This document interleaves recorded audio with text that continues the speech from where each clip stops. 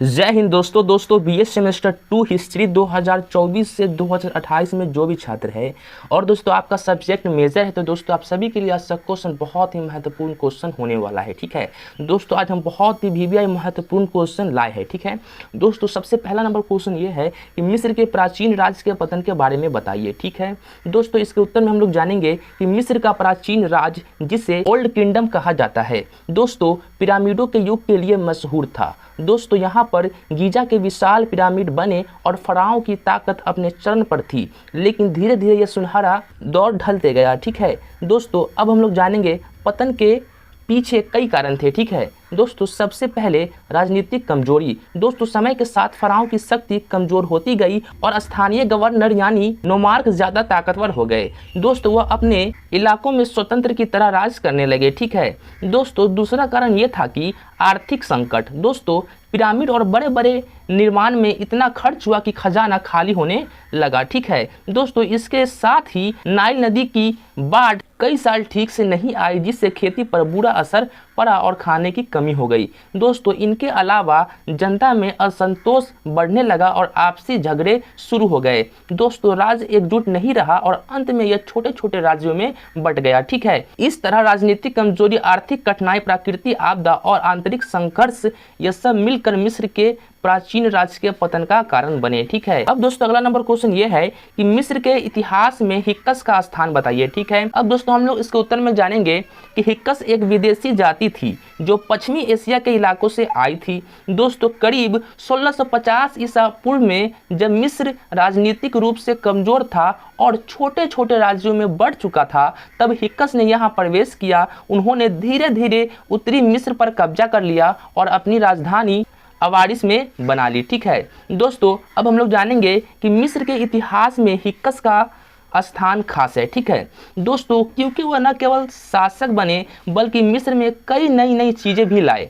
ठीक है दोस्तों, उन्होंने घोड़े द्वारा खींची जाने वाली रथ, नए तरह के हथियार और युद्ध की तकनीकें मिस्र में सिखाई। दोस्तों उनके वजह से मिस्र की सेना और युद्ध कला में बड़ा बदलाव आया। ठीक है दोस्तों, हालांकि मिस्र वासियों ने हिक्कस को कभी पूरी तरह अपना नहीं माना। आखिरकार दक्षिणी मिस्र के शासकों ने उन्हें हराया और फिर से मिस्र को एकजुट किया। ठीक है दोस्तों, लेकिन हिक्कस के शासन का असर मिस्र की सेना और तकनीक पर लंबे समय तक बना रहा। दोस्तों इस तरह हिक्कस ने मिस्र के इतिहास में एक ऐसी विदेशी शासक के रूप में जगह बनाई जिन्होंने संकट के समय सत्ता संभाली और साथ ही नई युद्ध तकनीकों को देखकर मिस्र को मजबूत बनाया। ठीक है, अब दोस्तों हम लोग के सामने बहुत ही महत्वपूर्ण क्वेश्चन ये है। दोस्तों क्वेश्चन ये है कि मिस्र के साम्राज्यवादी युग में धर्म का परिचय दे। ठीक है दोस्तों, इसके उत्तर में हम लोग जानेंगे। दोस्तों यहाँ के लोग कई देवताओं की पूजा करते थे, यानी एक बहुदेववादी समाज था। दोस्तों हर देवता का अपना क्षेत्र और शक्ति मानी जाती थी। दोस्तों सबसे प्रमुख देवता यह थे आमून, जिसे सूर्य और सृष्टि का देवता माना जाता था। दोस्तों इनके अलावा ओसिरिस मृत्यु और परलोक के देवता, आईसी मातृत्व और जादू की देवी और होरस आकाश और राज सत्ता का देवता थे। ठीक है दोस्तों, राजा जिसे फराव कहा जाता था न केवल राजनीतिक नेता था बल्कि देवताओं और प्रतिनिधि भी माना जाता था। दोस्तों लोग मानते थे कि फराओं के आदेश देवताओं की इच्छा होते हैं। दोस्तों मिस्र के मंदिर सिर्फ पूजा की जगह नहीं होते थे बल्कि शिक्षा, कला और प्रशासन के केंद्र भी थे। दोस्तों यहाँ पर भय धार्मिक त्यौहार होते थे जिनमें पूरे राज्य के लोग शामिल होते थे। दोस्तों मिस्रवासी मृत्यु के बाद के जीवन में विश्वास करते थे। वह मानते थे कि आत्मा अमर है और अच्छे कर्म करने वाले को परलोक में सुख मिलेगा। दोस्तों इसीलिए वह मम्मी बनाने और मकबरों को सजाने में बहुत ध्यान देते थे। दोस्तों कुल मिलाकर मिस्र की साम्राज्यवादी युग का धर्म, देवताओं की शक्ति, फराओं की देवता और मृत्यु के बाद के जीवन पर गहरे विश्वास से भरा हुआ था। ठीक है, अब दोस्तों हम लोग के सामने यहाँ पे अगला नंबर क्वेश्चन ये है कि मिस्र के सामाजिक दशा के बारे में बताइए। ठीक है दोस्तों, इसके उत्तर में हम लोग जानेंगे कि प्राचीन मिस्र की सामाजिक व्यवस्था बहुत ही संगठित और वर्ग आधारित थी। यहाँ समाज पिरामिड की तरह बना हुआ था, ऊपर से सबसे शक्तिशाली लोग और नीचे आम लोग। ठीक है दोस्तों, सबसे ऊपर होते थे फराओ, मिस्र के राजा।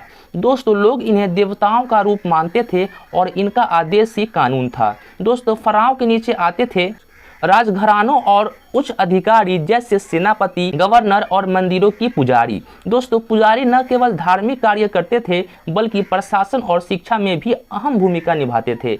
दोस्तों उनके बाद आते थे लेखक और शिल्पकार। दोस्तों लेखक यानी स्क्राइब मिस्र के रिकॉर्ड और कानून लिखते थे। दोस्तों शिल्पकार सुंदर मूर्तियां, आभूषण और मंदिर बनाते थे। दोस्तों किसान और मजदूर, दोस्तों समाज का सबसे बड़ा हिस्सा थे वो खेती, घर निर्माण और पिरामिड जैसे इमारतों में काम करते थे। हालांकि मेहनत बहुत थी लेकिन उन्हें अन्न और घर की सुविधा मिलती थी। दोस्तों सबसे नीचे होते थे गुलाम, जो युद्ध में पकड़े गए लोग होते थे और वह घरों, खेतों और खानों में काम करते थे। दोस्तों मिस्र का समाज पितृसत्तात्मक था, यानी परिवार का मुखिया पुरुष होता था। दोस्तों फिर भी महिलाओं को कुछ अधिकार थे, वो संपत्ति रख सकती थी, व्यापार कर सकती थी और धार्मिक अनुष्ठानों में भाग ले सकती थी।